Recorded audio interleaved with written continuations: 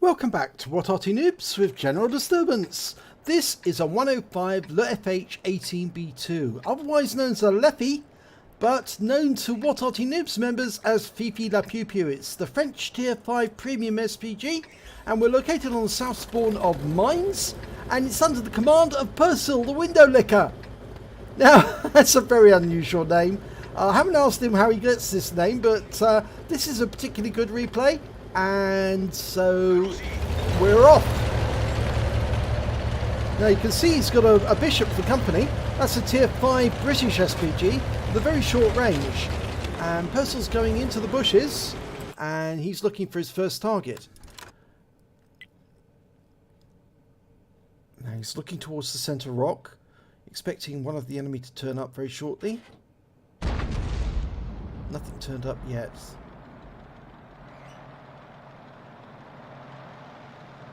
I saw a tree go down, but that's obviously an indication that the enemy are on their way up to the centre. Up, first target's turned up, and he fires a Chinukai and gets a 10 hit point splash on him.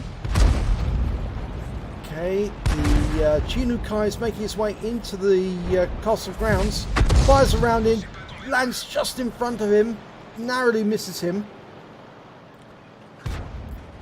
Fires another round at Chinukai, gets 164 hit points this time. Still following him, trying to get the kill shot, round out. Yes! Kill shot! 68 hit points. The Panzer 4H just took a big hit, and that KV-1's been hit. 46 hit points, but he's continuing to move, and lining him up for another shot. Round out, and he gets another hit. 139 this time. I think he hit the very front armor and probably damaged or wounded the driver. Fires the kill shot in, 52 hit points, takes the KV-1 out of the game. Now it's a difficult aim to try and get a shot on that Panzer 4H. Oh, but he did hit him! Took him out of the game! That was brilliant, that shot. 16 hit points, threaded it between the gap and took out the Panzer 4H. Now he's looking for another target on the east side of the map. Churchill 3, and there was a Type T-34 in amongst those houses, but he can't get a sight on the Churchill 3. He's hiding at the moment. You can see him there, but if you pull back, you can see that can't get a shot on him. There's the T-34. It's not the Type T-34. Now, he hit the building there. The shell actually, he fired, but he hit the building. Okay, there's a T-67. It's an American Tier 5 tank destroyer. Trying to get a shot on him. No, can he get a shot? No, can't get a shot on... Now he can. He can hit the Type T-34 now. And he gets a kill shot first time out. 149 hit points. He's now got 4 kills. Now he's in platoon with the Panzer 4H and the Stug 3G, and that Panzer 4H has got 1 kill. So they're doing quite well as a platoon. Does help to platoon sometimes, not just to actually win battles, but also to complete missions. Now he's looking around for target, but he can't see anything yet. We just lost our Stug 3, unfortunately. In fact, both his platoon mates have now gone down. Okay, we can't see anything in the centre. We have got an OI experimental up there, so he's the one spotting for us. And he's being joined by a T-67. Yeah, you can see the OI is firing rounds almost like an artillery piece from the centre. T-67's gone into the castle grounds. Okay, we're lining up a shot on that T-67. We can see from the overhead view, T-67's hiding behind the building. We can narrowly get a shot. If you dial in the aim, we might be able to get a shot on that Panzer 4-3. Fires around him. Direct hit! 105 hit points. Takes him out the game. That's our 5th kill. Right, T-67's still there. The KV-1's trying to persuade that T-67 to go out the other side. Okay, we've got a P-43. That's an Italian Tier 5 medium. Unfortunately, he just took out our OI experimental and looks like he's headed into the castle grounds. Now, our T-67's in the castle grounds, so we need to try and protect him. He's fired a round of that P-43. Can we help as well? Loaded. Round out. Direct hit. 79 hit points. Now the P-43 knows he's got competition. He's having to back up because he doesn't want to get hit again by the Arty. T-67 knows that. It's chasing him around the corner. Okay, can we get a shot at that T-34 on the other side? We can't see the P-43, but the T-67 is requesting help on the P-43. We're fired at the blind shot at the T-67, and he killed him! He got a direct hit. That's the Top Gun. took out that T-67 on the move with a blind shot. Now the T-67's taking care of the P-43 in the castle grounds. We fire at that T-34, hit him on the rear for 113 hit points. The T-34's backing off. He doesn't want more shots from that Arty. And he's dead! He got a blind shot kill. Took the T-34 out the game altogether. That's his 7th kill. Now there's still 5 enemy remaining, but he's got 7 kills, so it is possible. It is possible that he could get a crucial contribution all on his own, basically, from the number of kills that are available to him. He certainly could get a Radley's. He certainly could get a Pools. Pools is only 3 more kills. He's firing at the bush.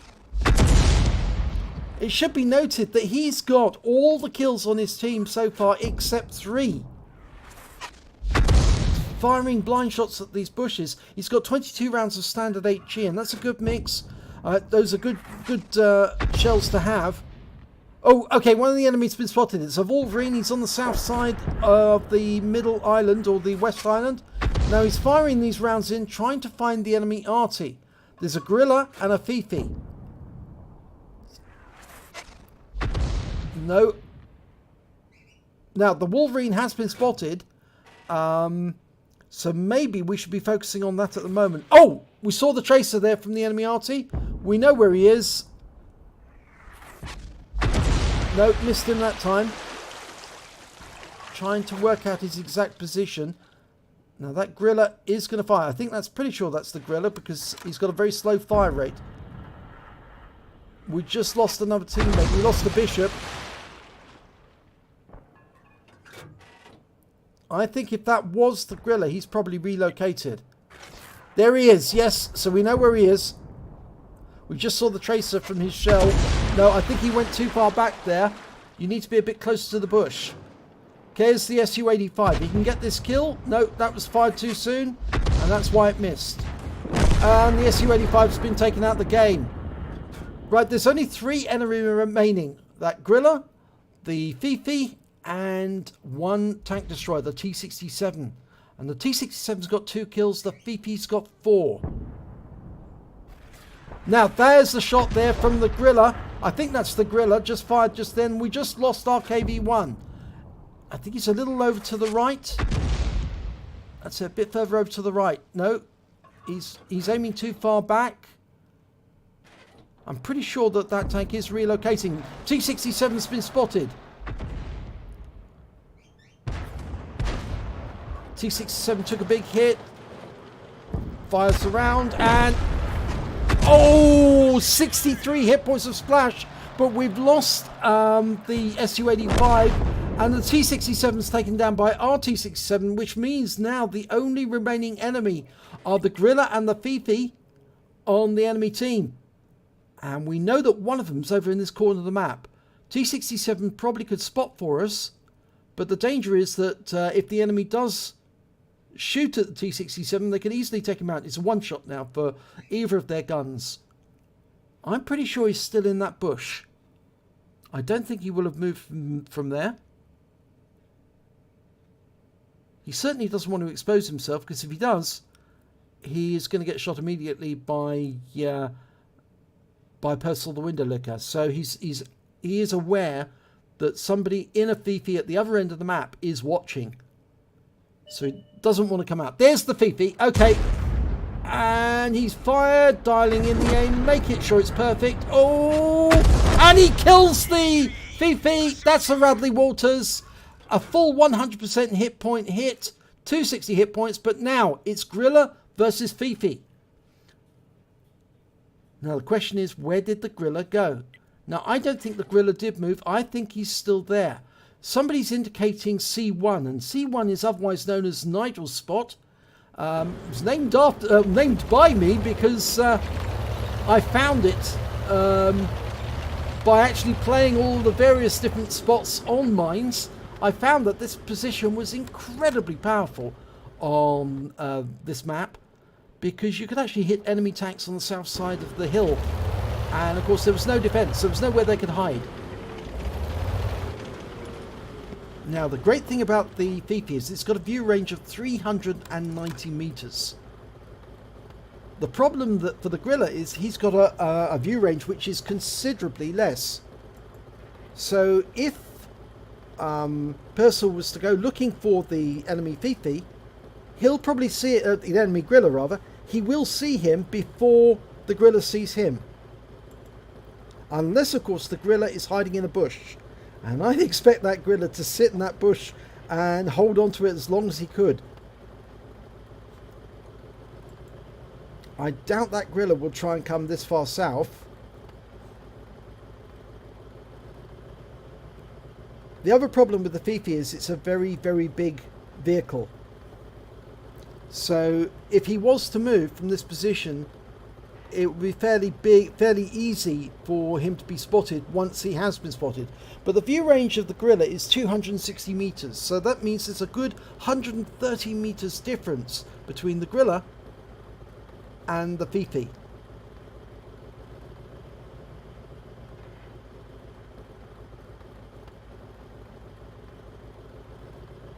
We've got 4 minutes 20 seconds to go on the clock. I think it's more than enough time to consider going up the other end.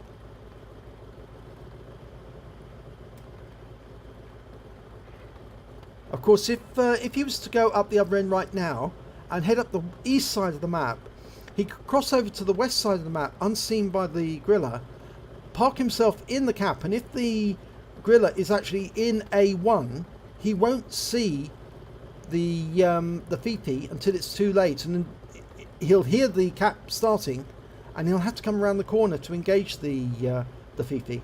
But if he's a smart player, he will have sat himself in the bush next to the cap and be waiting for the Fifi to appear.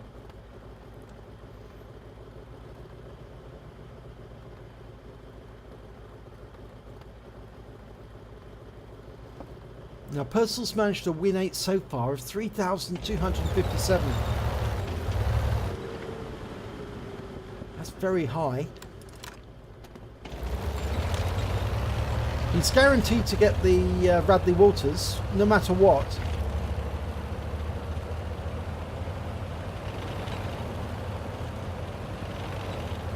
It looks to me like he is going to try and go around the castle to the east.